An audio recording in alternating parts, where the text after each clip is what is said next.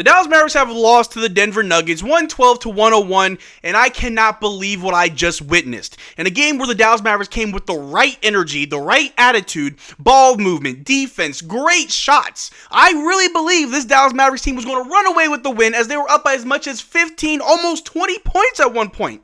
The Dallas Mavericks came into this game without Luka Doncic, without Kyrie Irving, but with a team full of players that know how to play together, that know how to win, and are willing to do what it takes to get that win.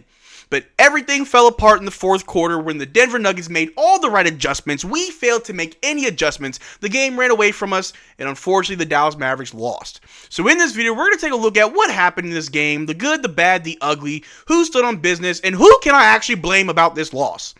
But how's it going, everybody? My name is Marcel Martin. This is Mavs Digest, bringing the latest news on everything Mavericks related. And before we get started with today's video, our last video got over 300 likes, 366 likes to be exact. If you're enjoying everything that we're doing here at Mavericks Digest with our live streams, watch-alongs, news vids, and everything else in between, make sure you like this video. Let's try to get to 400 likes, and I'd appreciate it greatly. But like I said in the intro, this was pretty much a game where we could have won. After the first quarter, and seeing that we were up 32-17, the Mavericks were in a prime position to just keep it together. Stay afloat, do what you gotta do, stick to the game plan, trust in your teammates, and we can just coast to a win. The Denver Nuggets were supposed to be without a few key players due to injuries or illnesses, but it looks like they were at full power and they had everybody available. But the Dallas Mavericks didn't even mind any of that, as Klay Thompson was hitting just three after three after three.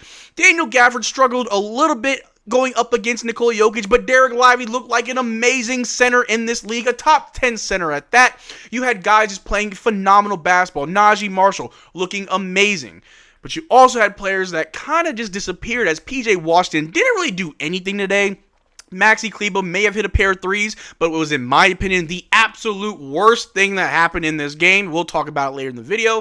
Jaden Hardy was making some good reads, some good movement from him, but then he kept missing shots and he kept taking shots.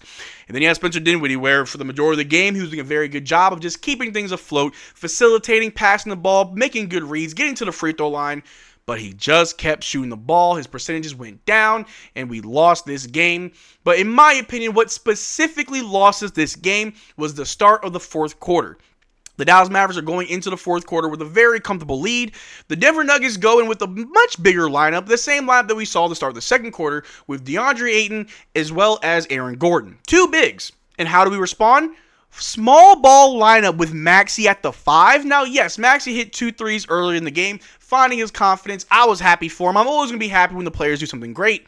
But that was not the answer, as DeAndre Jordan, as well as Aaron Gordon, even Jamal Murray, who was horrible the entire game until the fourth quarter, all just stepped up. Our defense was nowhere to be found, and by the time we made any type of switch, it was too late. Going into the fourth quarter, being up by more than 10 points, to then lose by about 11 points, was exactly what the Dallas Mavericks did not want to have happen today, but it still happened. But all in all, there are some good spots to talk about in today's game. And we're going to get to that in a second here as we go over the box score. In tonight's game, PJ had 8 points, 1 block, 1 steal, 2 assists, and 6 rebounds, shooting 2 of 4 from the free throw line, 0 of 2 from 3, and 3 of 9 from the floor. PJ Washington, a very quiet game, 8 points. 1 block, 1 steal, that's cool. 2 assists, 6 rebounds, all right. But just the shooting was just not there for PJ. He was quiet for the majority of the game, and I don't know where he went. Najee Marshall had an amazing game tonight. In 30 minutes, he had 16 points, 3 steals, 2 assists, 6 rebounds, shooting 2 of 5 from 3 and 7 of 12 from the floor.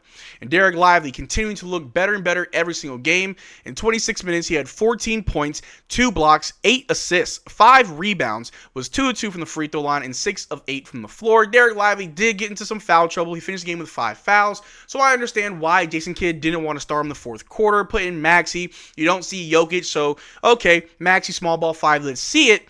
But they had DeAndre Jordan, they had Aaron Gordon, they had a bigger lineup that was just bullying us, able to get down low, get fouled, and go to the free throw line. Gave the Denver Nuggets enough momentum so when they put in Russell Westbrook, to when they put in Nikola Jokic, they ran away with this lead. But that doesn't just stop there. As we continue, Spencer Dinwiddie in 39 minutes had 16 points. He had only 2 turnovers with 1 steal, 10 assists, and 4 rebounds, shooting 8 of 10 from the free throw line. He was 0 of 3 from 3 and 4 of 13 from the field.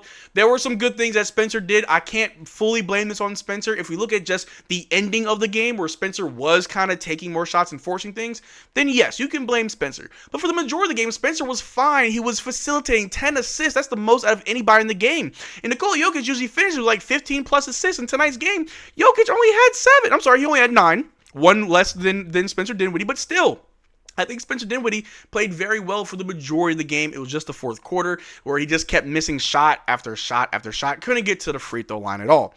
And Klay Thompson had an amazing game, opposite of what the majority of these guys did. In 35 minutes, he had 25 points, 1 block, 1 steal, 2 assists, 6 rebounds, shooting 1 of 1 from the free throw line, 6 of 13 from 3, and 9 of 19 from the floor. It really sucks when we have somebody having an amazing game like Klay Thompson, but it just doesn't result in a win. We've seen that with Kyrie Irving dropping 40-plus points, and we still can't get the win. Or P.J. Washington going crazy, and we still can't get the win.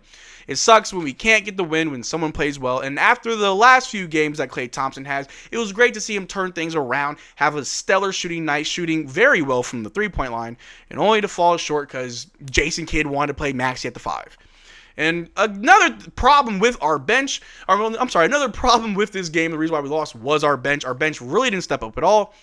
Maxi Kleber had 6 points, 3 rebounds. He was 2 of 5 from 3, which was all that he took, 2 of 5 from the floor as well. He was a minus 26 for the game. Everybody that defends Maxi saying, we need Maxi to guard Anthony Davis and Giannis, and we need Maxi to guard all the other bigs, small ball 5. I did not see an ounce of defense from Maxi today. I am grateful for those threes. I was happy for him. I love to see when the guys play well.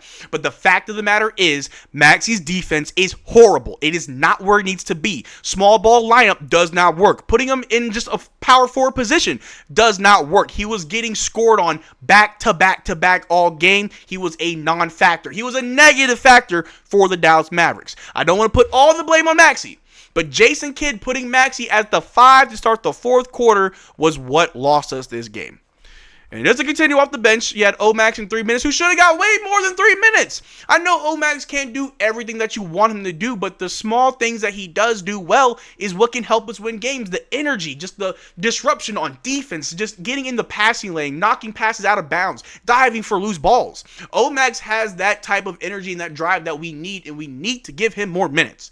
Daniel Gafford, only 15 minutes, but he had 8 points, 1 block, and 3 rebounds. Quentin Grimes, after having a stretch of great games, kind of cooled down tonight. Only 3 points. He did have 4 turnovers, as well as 4 rebounds, shooting 1 of 3 from 3, 1 of 4 from the field.